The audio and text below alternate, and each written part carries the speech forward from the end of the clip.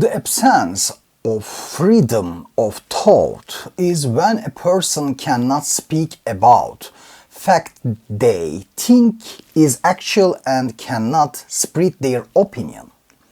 For example, being unable to spread ideas that question a religious book or certain principles of the Constitution indicates no freedom of thought.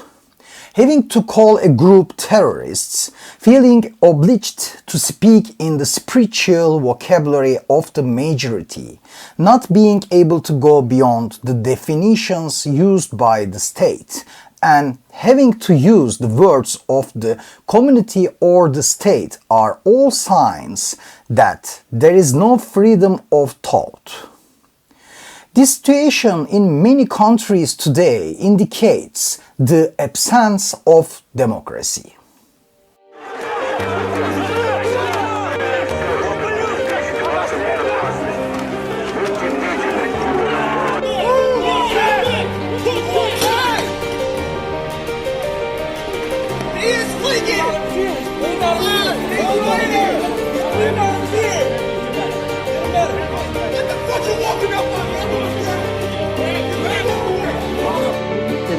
Aynı iddia tekrar ediliyor. Bu iddia şudur, Türkiye bir ulus yoktur, herkes Türktür, Türk olmaktan mutludur.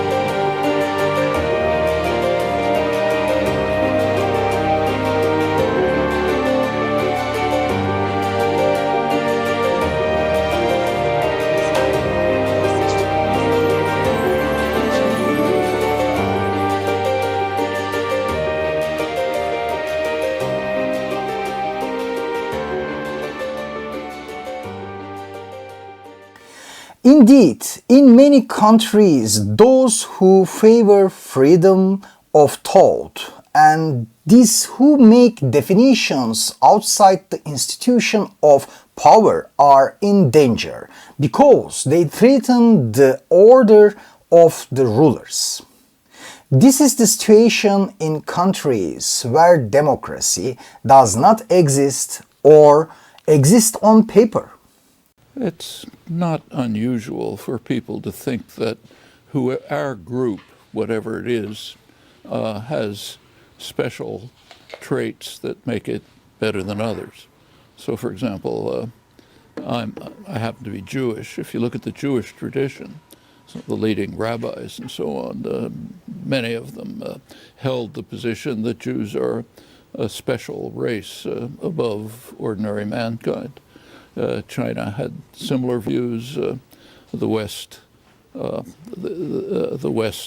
North and the West had the same views, and of course it's enhanced by the imperialist history, which ended up with Europe and its offshoots conquering and controlling most of the world. If you look at the history of relations between Europe and Africa, some slightly different conception might come to mind, but it would never entered the thought of the planners. So the idea that Europe should exploit Africa for Europe's reconstruction passed without comment. This is just deeply embedded in the consciousness of what's sometimes called white supremacy. Take other great powers in their day in the sun, they had the same doctrine. England was British exceptionalism. France, it was France's civilizing mission. Anywhere you look, you find the same thing.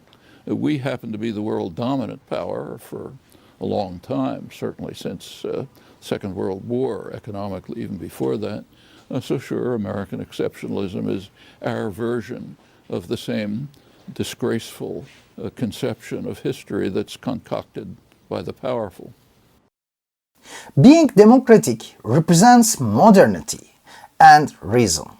This is why many states claim to be democratic in order to gain a share in world capitalism. To strengthen this claim, monuments, streets, squares, and even holidays are named after democracy. They repeat the words democracy in big letters in their constitutions. But democracy is about protecting the rights of the minority.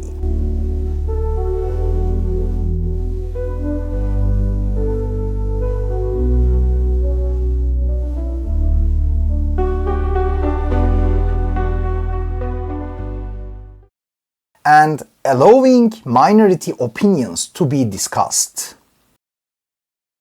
The state has ceased to engrave its definitions and words into people's brain.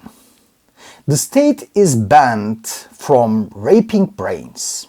But I fully knew what I was getting into. Minority ideas have a right to protection. Terrorists. Terrorism. Terrorists. Terrorists. Tariffs.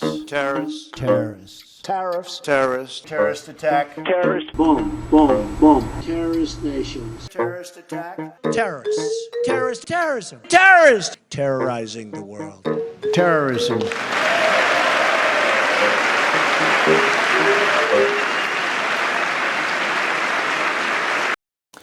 Minority ideas are not only silenced by states. People are also silenced by dominant ideas. This leads to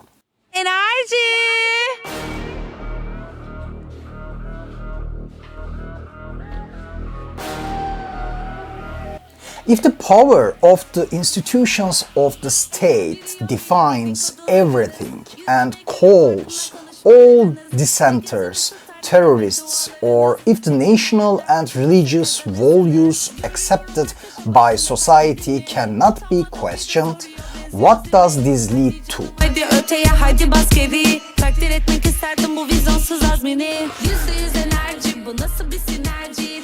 This leads to stupidity, dominating society, and the actions of those in power, based on generally accepted values, cannot be questioned. Societies living in this situation become enslaved and silent. They dehumanize and submit to beauty. Just as a student becomes enslaved by submitting to his teacher, the masses become enslaved by submitting to the state. This is the most significant harm that authority does to a society. No development or production can be expected from that society. That society becomes enslaved and becomes a giant market consisting only of consumers.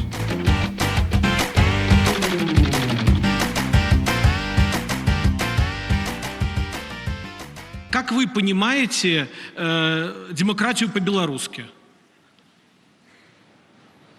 Вы знаете, я же диктатор. When people are forbidden to speak their minds, they put up with the stupidity of the rulers. Moreover, since he becomes stupid, he begins to support the silly rulers. The destruction of freedom of thought is one of the only ways to dump down a mass of people. There are many examples of this in political history and today. I like to do one thing at a time. I would knock the hell out of ISIS. Okay. I would hit them, Brian, so hard like they've never What been about hit civilian before. casualties? Today, many states are working to protect the wealth of a group of rich people through terrorism and fear of disintegration. Moreover, some of these states produce the terror themselves. In many cases, the terrorism produced by the states themselves destroys the environment in which ideas and thoughts can be discussed. Because the state has the power to interpret and define events, words are coded by the state and the masses submit to this code. What is coded as terrorist is imprinted in the brains thanks to the power of the media. The media, a powerful tool in the hands of the state, shapes public perception and limits the discussion of other definitions. The issue cannot be questioned in the light of science. On many sides, the profit centers and the bourgeoisie don't want the issue or idea to be questioned and resolved. The lack of a solution makes many rich people even richer. Question what you hold most sacred and think about it fearlessly. Otherwise, you cannot be liberated.